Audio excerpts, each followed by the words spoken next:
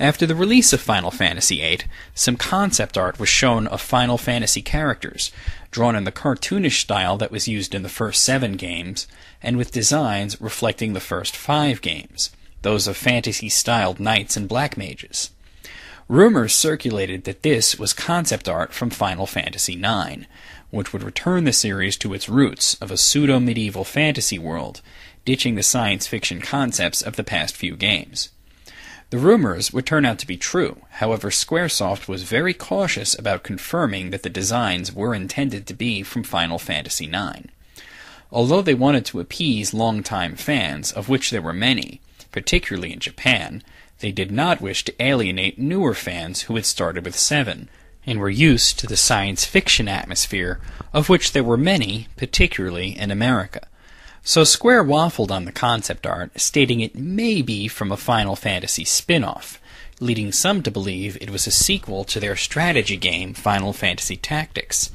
And some people believe that Square may not have gone through with 9 as intended if reaction had been bad from fans.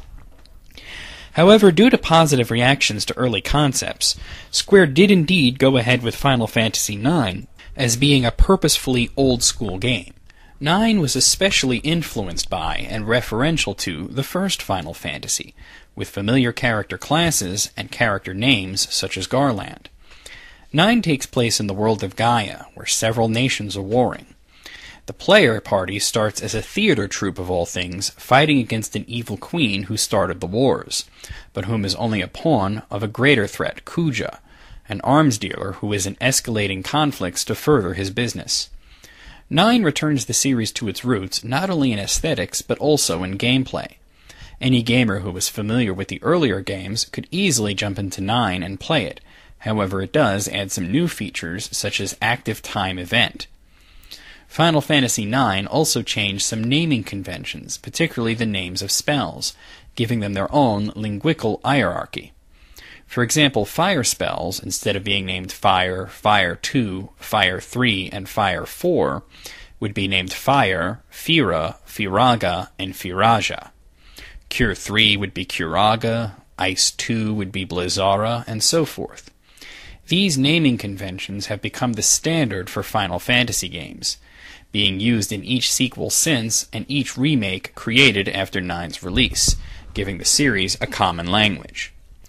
Critical reaction to 9 has been overwhelmingly positive, particularly for the graphics, characters, soundtrack, and gameplay, with only minor criticisms being leveled at the plot being recycled from bits and pieces of older games, though many praise this for what it is, nostalgic.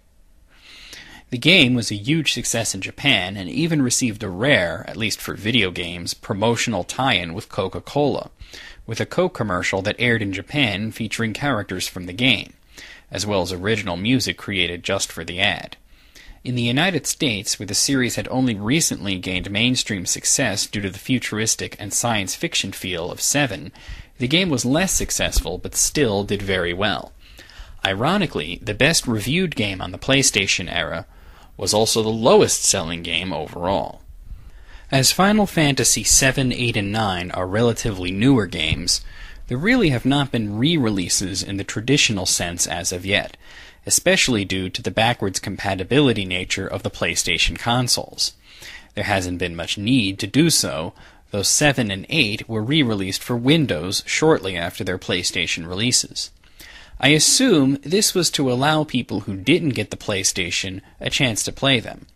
I guess they figured by the time 9 rolled around that anybody who was going to get a PlayStation already had one.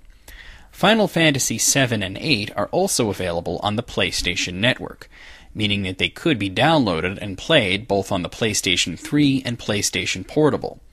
And as of this writing, Square has announced that 9 will be made available for PlayStation Network as well. Squaresoft has shown a tech demo of what a remake of Final Fantasy VII would look like on the PlayStation 3, and although that they've denied that there was ever actually any plans to go ahead with this, fan demand is high and rumors of the remake's eventual creation continually persist. The 3 PlayStation-era games remain some of the most popular and enduring of the series, with 7 being the jumping-on point for many new fans. The breakthrough of the series into mainstream circles in America in particular has led to the popularity of older games being re-released, and the reason that American gamers eventually got to play Final Fantasy II, III, and V. Join me next time as we take a look at the next era, which includes two of the best received games in the series, as well as the first MMO.